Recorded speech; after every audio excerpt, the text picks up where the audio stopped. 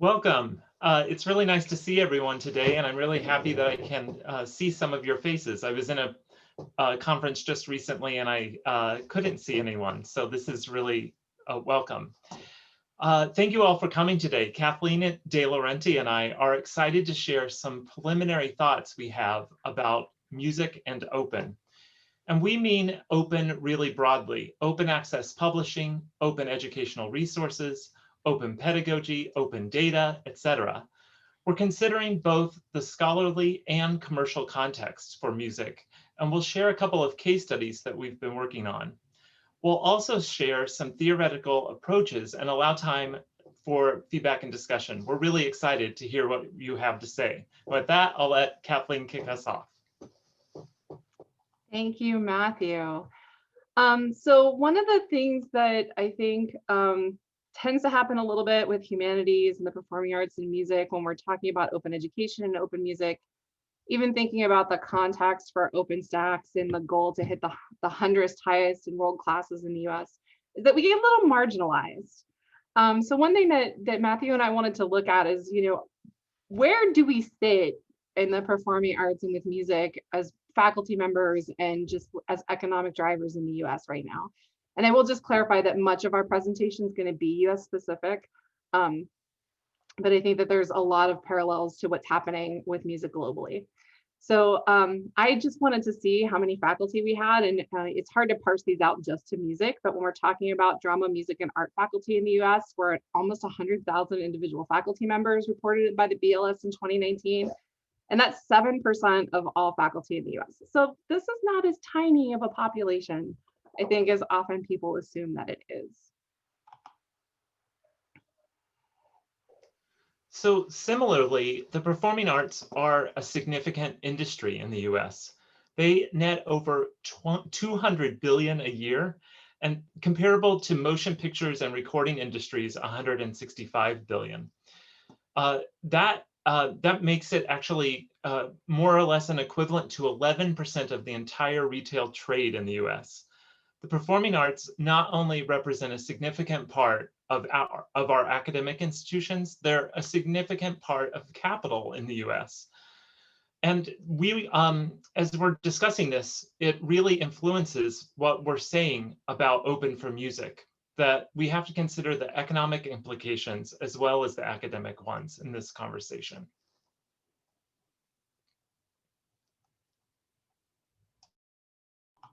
One of the reasons that we wanted to talk about this with this group of folks is that there are some closer parallels, I think, with open education than open access more broadly in the economic context side.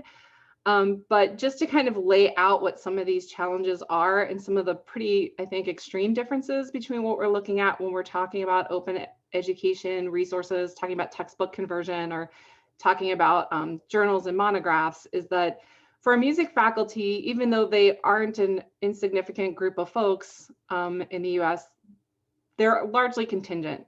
Most of our faculty are split between a very large number of folks who are coming in and teaching private lessons, adjuncting to teach things like keyboard skills and most of our departments at our universities, or coming in to teach jazz piano.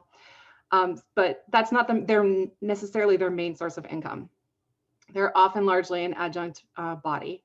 This is critical income for them when we're thinking about their recorded and published output.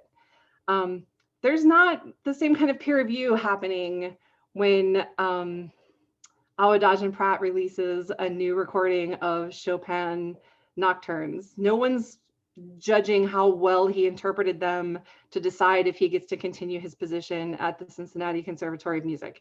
They are looking to see, was this published by a reputable music company? Did Sony EMI put out this record? Which organizations was he able to record with? If it was a recording with a symphony orchestra, was it one of the big 10 symphonies?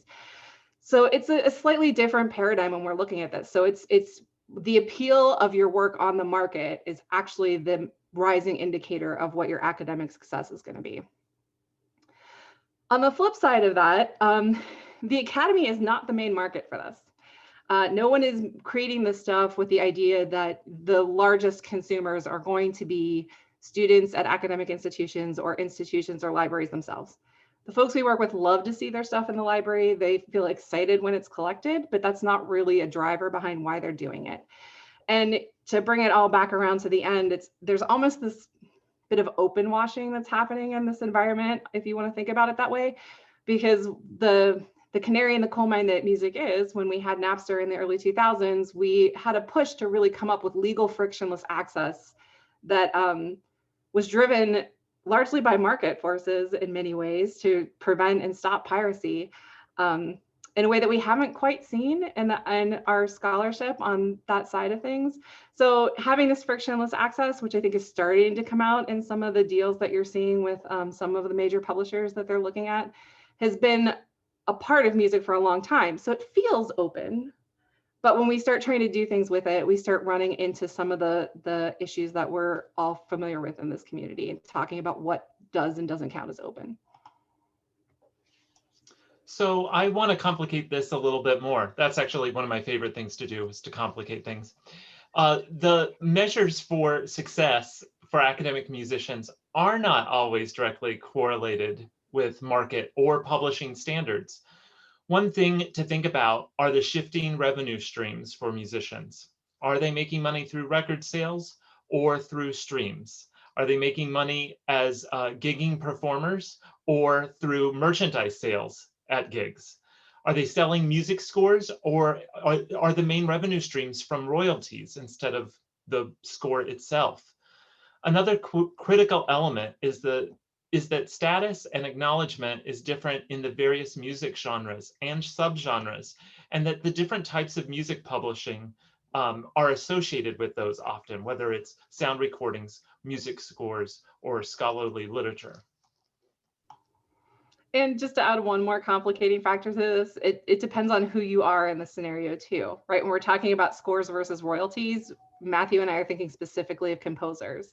And are they getting more money from other people performing their work, or from selling scores to people who want to perform their work?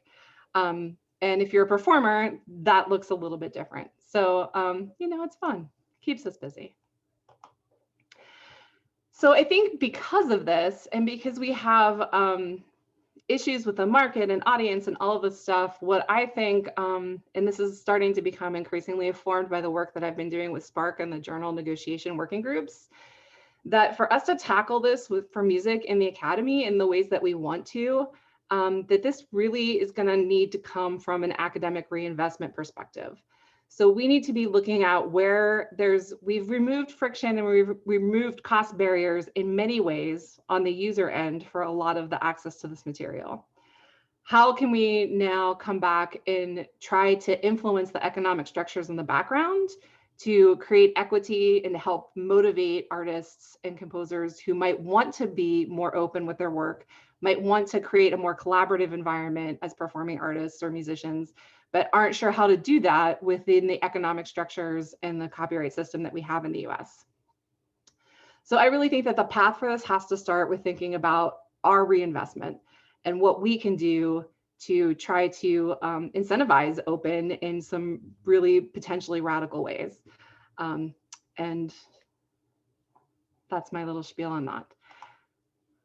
There are some weird correlations that we still are dealing with, though, that I think are a little bit challenging, especially on the library side where Matthew and I come from.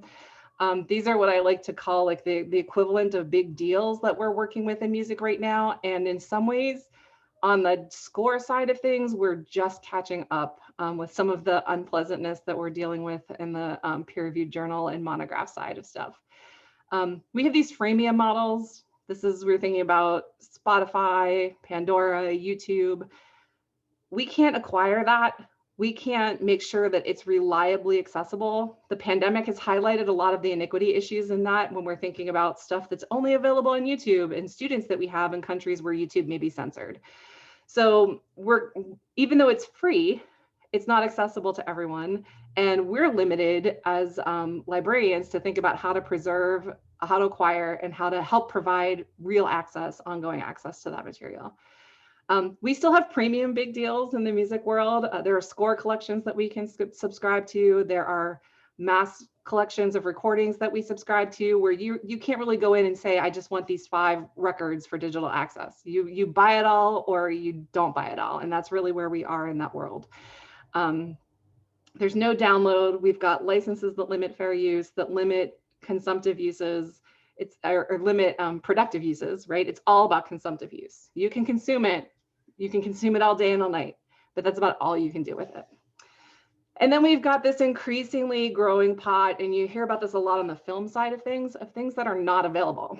So we've got stuff that's only going to be released on Spotify as a podcast or as an album, and it's never going to be released anywhere where a library can purchase it. One of the most famous cases of this that we dealt with in the music library community was early on with iTunes, where we tried to buy some iTunes, and we negotiated, a colleague of mine negotiated all the way up to the Los Angeles Philharmonic for a recording that was released iTunes only.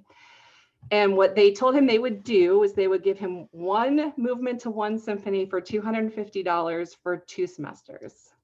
So that was the kind of deal that they were willing to cut back then. And we're increasingly seeing how this plays out with like Netflix only content, Ava DuVernay documentaries that we all want to be engaging our students with and bringing into our collections, TV shows and other content that's increasingly becoming inaccessible to us as a community. So we're not immune to the big deals, even though we have this weird free washing going on with access. So the next thing Matthew and I wanted to talk about a little bit is some of the experimenting that we've been doing. So I am currently the open access editor for the Music Library Association, trying to think through what this looks like. Matthew is on the editorial board of my group too. And I had a group of lawyers and jazz arrangers approach us about this project, the Public Domain Song Anthology, which I'm sure some folks in this group have supported. And we tried to see, what could we do looking at the models that were out there for a project like this? I'm pretty sure it's still the first all score-based OER that's been produced.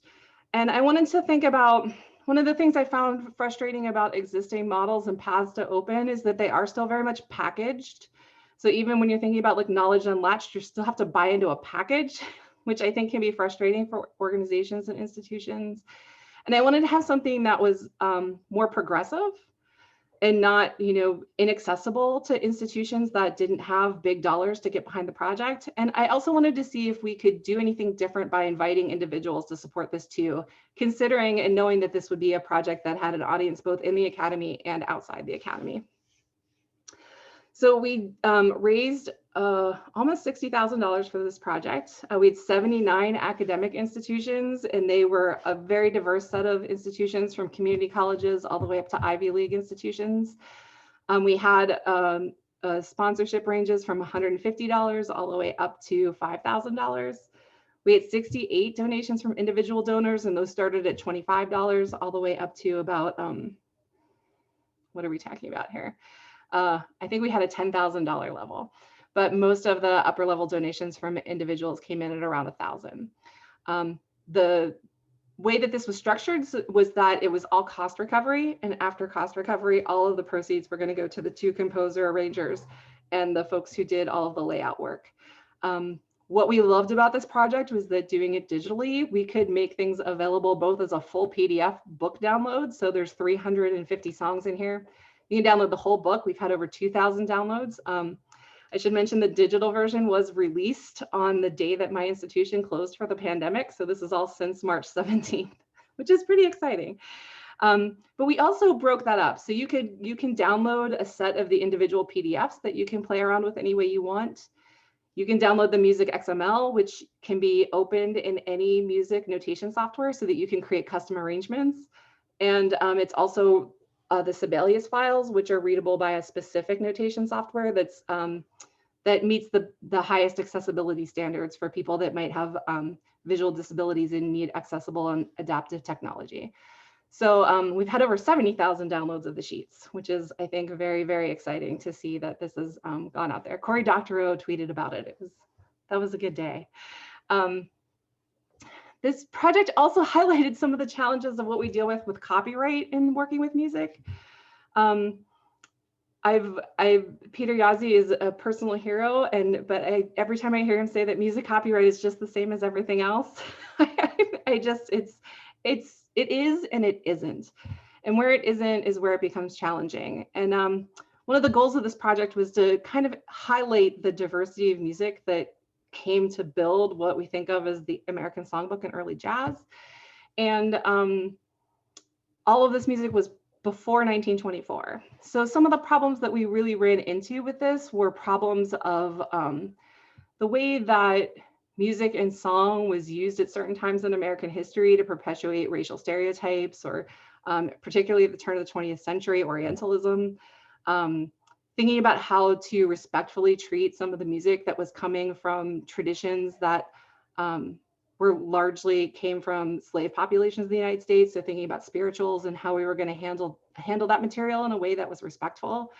And then thinking about how we could also then use it to call attention to some of the early African-American composers in America that also were writing music at this time. People like W.C. Handy, who was like the Beyonce of the early 20th century and sold thousands of copies of his first recordings.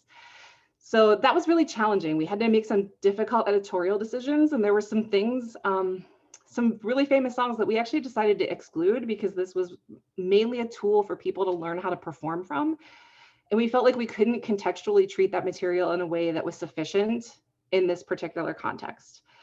In some cases, we left out lyrics. In some cases, we adapted some lyrics. In some cases, we just added some editorial notes and some context around how the song had been used and how that had changed over time, because that was another challenge we faced, is that songs who might have had one meaning when they came out in the late 19th century might have been used for a different meaning in the 1920s, but then could have been repurposed and, for example, used by the civil rights movement in the 1960s to have a very different kind of meaning. And in both directions, right? And we think about songs like Dixie and the context that that took on in the mid 20th century. So it was a really challenging project that I think in some ways allowed us to really highlight some important work that's often neglected, but also created some real challenges with how we think about things that probably music that all of us heard growing up in Looney Tunes that we take for granted, that has some really different meaning when you're looking at it in its original context.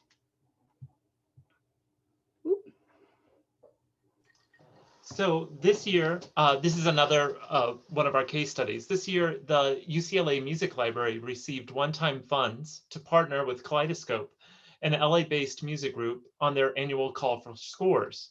Our underwriting allowed them to offer submissions without a fee. In previous years, it had been $30. Composers could also opt in to open access publishing with the library and additionally use a Creative Commons license if they wanted. Although they could also choose to keep full copyright and still participate in the open access publishing option. I was expecting around 2,000 total applications and potentially between 200 and 400 open access publishing. Expecting kind of a 10 to 20% opt-in, but we received over 7,800 submissions from around the world, likely the largest call for scores ever, and now have published over 5,500 scores open access.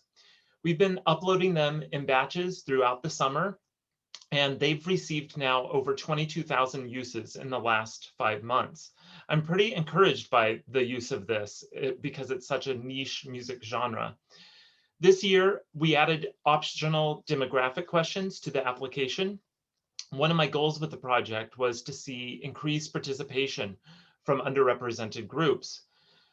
At least 34% of the submissions were from underrepresented composers. For comparison, only about 11% of programmed works by US orchestras are by underrepresented composers. I believe that means that the 34% is actually a pretty significant figure for classical music.